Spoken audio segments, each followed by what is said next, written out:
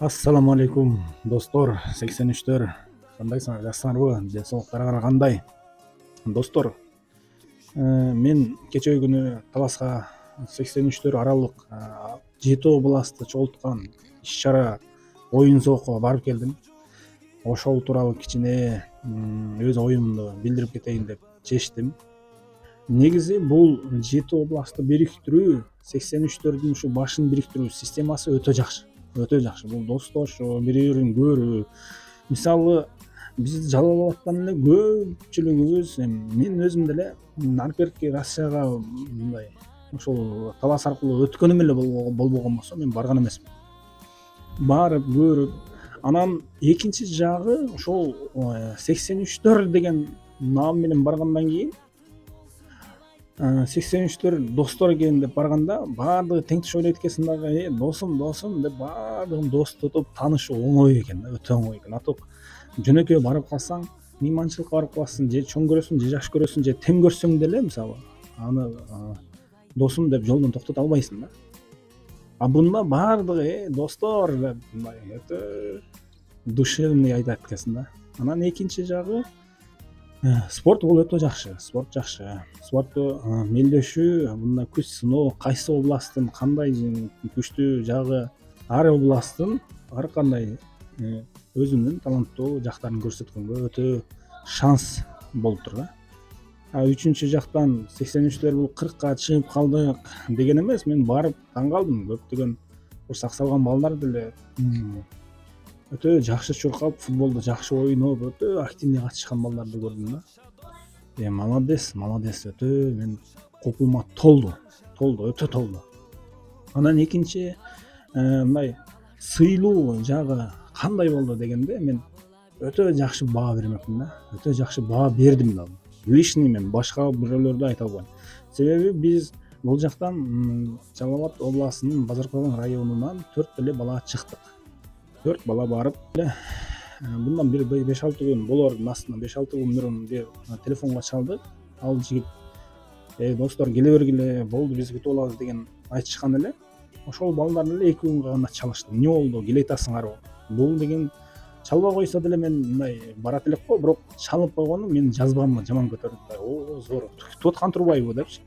Бул нерсе дагы өтө мындай жагымдуу болду.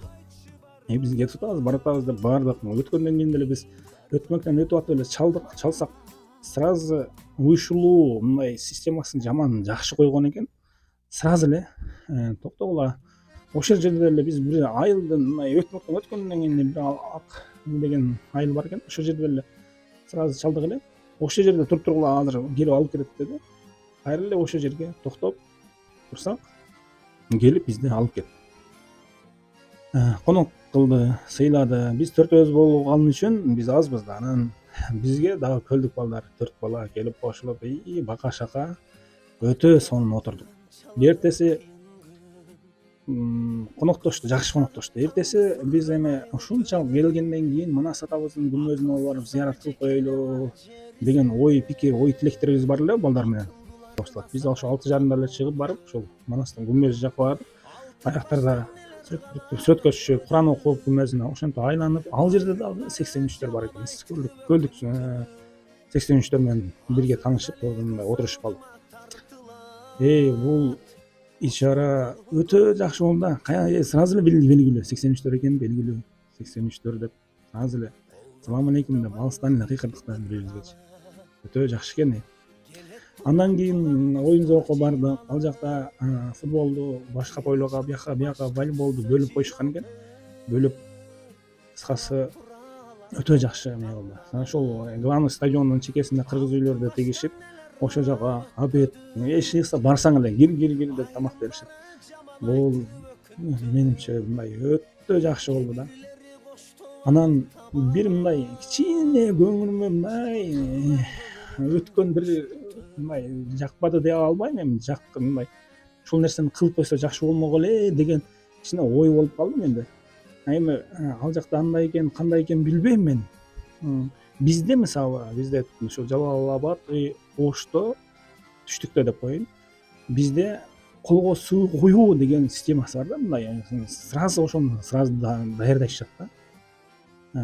ошол нерсеси кичине жок болуп калыптыр да, капа болбогула достор. Кичине эми анча мынча нюанстарды айтып койсок деле жакшыбы дейм да, кийинки өткөзгөн адамдарга туурабы. Анан ошол колго суу жок экен да, же умывальниктерди мындай коюп койбоптур, же башка. Ошол сразу эле кирип барат, мындай издеп калдым да, каерде колумду жууп алсам депчи. Анан жок экен, ошол бойдон киргимге туура келип калды. Кийин чыгып машинада суу бар эле, ошо менен жууп алдым эми чыккандан кийин да. Бул колдор аны аш жеп майланышкандан кийин да. Анан мен дагы бир эми бар, бирок ал бизге мага кайра наоборот жагат. Негизин айтканда мен Москвада жүргөнүбүздө, Москвада ушундай пластык айрым достор үйүнө конокко барып калсаң, беш бармак анан жанагындай эмне деп коет, кыскасы кесме кылып, мындай жай кылып, сону беш бармак деп атып элек. Дагы беш бармак деп мындай узунусун кесмеди дагы беш бармак деп атып атышат ушундай. Ошондойлор жечилик да, постоянно эле барсак ошондой кылып берчү. Бирок өтө даамдуу, өтө сонун кылып даярдачу эле ал достор. Бирок бул жерге барсак, үйүнө барганда да аш жедик. Кыргыз үйүнө киргенде дагы ашты жеп аттык да. Анан мен ойлоп калдым, биздин түштүктүн салты же болбосо биздин түштүктүн ашы популярный боло баштаган окшойт деген ой менде болуп калды. Бирок көңүлүңөр албагыла, бул мага эми мындай беш бармакты деле өтө сүйүп жейбиз, бирок биз түштүктө кандай нерсе болсо да аш кылабыз да. Аш кылабыз. Аш кичине баалуу. Анан беш бармакты жакшы кыла албайбыз, ошон үчүн мен аш кылсак керек деп ойлойм да. Анан достор, жанакы жерде мен айтып калдым. Беш бармакты кийин акырында кафеде, эң узатуу кафесинде жедик. Өтө даамдуу болду. Бирок эки жерде аш жедик. Ошондо эле кичине кысарып кетейин дедим да. Болгону ошол достор, капа болбогула, бирок өтө жакшы аш деле, беш бармак деле жакшы. Бирок акырында жедик беш бармакты. Молодец. Өтө жакшы уюштурулган. Кафеде таң саат түшкөндөр, өтө жеңил, жөн эле чимирлеп турган балдар бар экен. Молодец, молодец. Бул дагы өтө таң саат түшүү дагы бул андай шаң шөкөт кылат да. Таң саат түшкөн дагы жакшы. Молодец. Ошол жерде манайды көтөрүп таң саат түшүп жанакы бир дос бар экен, жаман келтирет экен да. Молодец балдар, молодец. Кийинки чара оюндарды уюштурубуз. Уюшуму өтө жакшы өткөн. Оюндарды өтө порядкасы менен, кол күрөш, наркотик, шахмат баардыгы өтө жакшы өттү. Мен баардыгына барган жерлерде өтө жакшы болду. Өтө жакшы өттү. Өтө мындай жогорку деңгээлде өттү. Достор, дагы бир нерсени кантып кетейин ушул нерсеге байланыштуучу. Достор, футбол ойноп атканда деле анча-мынча нюанстар болот да, мындай талашуу болот, тартышуу болот деп коет го. Ар кандай көз караш болот, ошондой болуп калат. Бирок достор, ушул баса белгилешибиз керек да. Бул ичара достук, ойуну, достук биригүү ой максатында болуп аткан үчүн анча-мынча мындай катачылык, судьянын катачылык болуп калса деле, наркотик болуп калса деле кечиримдүү болуп туруп, жыгылып калса кайра тургузуп дегендей футбол ойноп атканда делечи тарынтпай ойносок жакшы эле да, өтө жакшы болот эле. Бирок андай болбоду, почти что болгон жок. Эми кичине эле болбосо, антак что болгон жок. Өтө жакшы болду, өтө жакты. Таластык достор, мен силерге өтө терең ыраазы болдум. Өтө жакшы өткөздүңөр.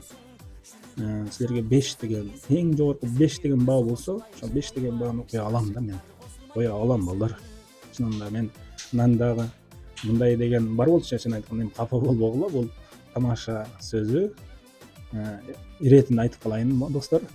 Таластыктардын жанагы көп жерде барса эле өпкөсү жок деп коет.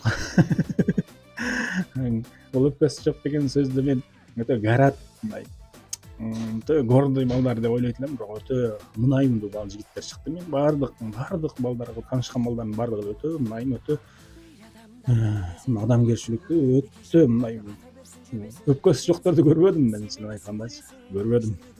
Молодец балдар. Өтө жакты. Эми кийинки кезек үскөлдүк жигиттер достор алды. Аны да көрөбүз, Кудай кааласа. мен ойлойм ал жакта дагы өтө терең, өтө жогорку деңгээлде өтөт деген ойдо, ошондой деңгээлде уюштурат деген ойдо. Молодец балдар, алга иштерге ийгилик, биримдикте болойлу, дайыма ынтымакта болойлу, дайыма ушундай ич чара өзүбүздүн жакшы жактарыбызды көрсөтүп жүрө берели балдар. Ака, ассаламу алейкум.